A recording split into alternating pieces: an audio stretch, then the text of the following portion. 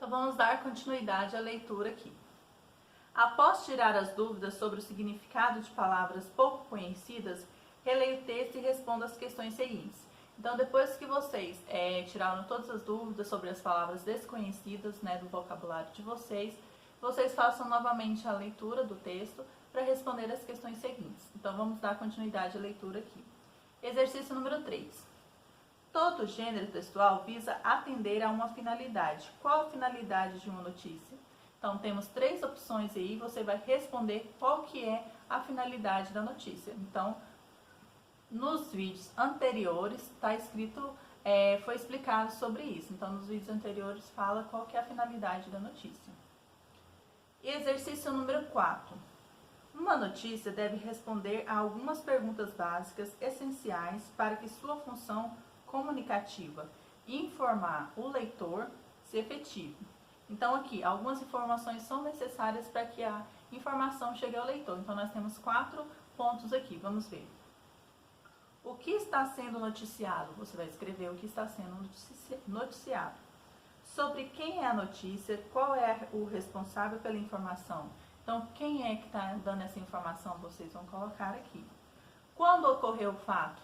Também está pedindo aqui. São dados que precisa conter para poder a notícia ter credibilidade. Onde? Então, todas essas perguntas vocês vão reler o texto e colocar as respostas aqui. Letra B.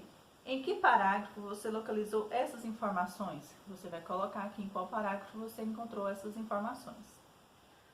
Letra C. Na estrutura de uma notícia, como se chama o parágrafo que as informações essenciais do fato é noticiado? Então, você vai procurar, já foi dito aí no texto, principalmente na plataforma digital, está falando como é. Então, qualquer coisa, voltem à leitura que vai estar escrito lá como é chamado esse parágrafo que dá essas informações.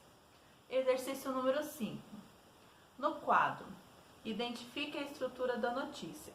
Então, vocês vão identificar o título, o subtítulo, o slide e o corpo da notícia. Então, você vai identificar aí cada uma dessas informações. Exercício 6. Releia o título e subtítulo. O número de refugiados no Brasil aumentou 12% em 2016. Até o final do ano passado, foram reconhecidos 9.552 refugiados de 82 nacionalidades. Que relação estabelece entre as informações apresentadas? Então, vocês vão colocar quais são as relações que são estabelecidas entre elas, tá bom? Agora nós vamos para o exercício número 7. Observe a sequência dos termos nas frases que formam o título e o subtítulo. Então vamos aqui do lado, ler aqui esse quadradinho cinza que está falando sobre o título e subtítulo. Título ou subtítulo, ou linha fina, também já foi dito nas explicações das outras videoaulas. Revelam ao leitor informações principais sobre o fato noticiado. Em geral, há também uma preocupação em chamar a atenção do leitor, levando à leitura do texto.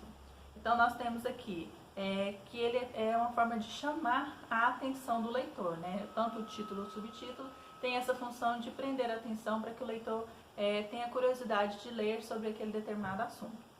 Pontuação. Não há ponto final no título. No subtítulo depende do padrão, estilo adotado pelos responsáveis pela publicação. Então, o título não há pontuação e no subtítulo vai depender de quem está publicando. Letra A.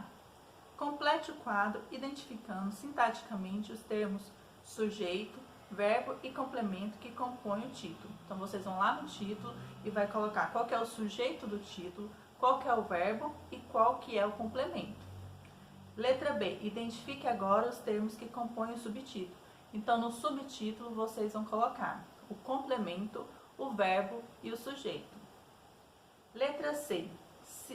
Sobre a ordem dos termos, assinale V se a afirmativa for verdadeira e F se for falsa. Então, você vai colocar aqui V para verdadeira e F para falsa. Aqui nós temos 3 opções, você vai colocar qual delas é. Então, vamos para o quadrinho cinza ao lado aí. A sequência sujeito mais verbo mais complemento chama-se ordem direta. Quando essa ordem é de alguma forma alterada, diz que a oração está em ordem indireta ou inversa. Em práticas de reflexões sobre a língua, você encontra mais explicações sobre a ordem direta e indireta dos termos da orações. Então, mais na frente, iremos estudar um pouquinho sobre isso também. As informações essenciais que constam no slide, o que, quando, onde ou quando, são complementadas com outras que ajudam a detalhar como e porquê o fato noticiado. Observe isso resolvendo a questão seguinte. Então, 8. Há 2 intertítulos no corpo da notícia. Então, vamos aqui no quadrinho ao lado ler o que significa intertítulos. Às vezes, em uma notícia ou reportagem, inserem-se intertítulos, pequenos títulos de uma parte para a matéria jornalística, para tornar o texto mais leve e fácil de ler. Então, nós temos aqui registro, então você vai colocar quais são os intertítulos que tem dentro do texto e vai colocar aqui. E a letra B você vai resumir as principais informações de cada intertítulo. Resumir o intertítulo 1 e o intertítulo 2. Então, faça um breve resumo sobre o que eles estão falando. Exercício 9. Complete o esquema registrando de forma sucinta o assunto de cada um dos quadros dos 4 primeiros parágrafos. O número de refugiados no Brasil aumentou 12% em 2016. Até o final do ano passado foram reconhecidos 9.552 refugiados de 82 nacionalidades. Então, nós temos aqui o slide, vocês vão colocar aqui. O segundo parágrafo também, o terceiro parágrafo e o quarto parágrafo. Então, vocês vão completar de forma sucinta cada uma dessas informações. E o exercício número 10 não há necessidade de fazer.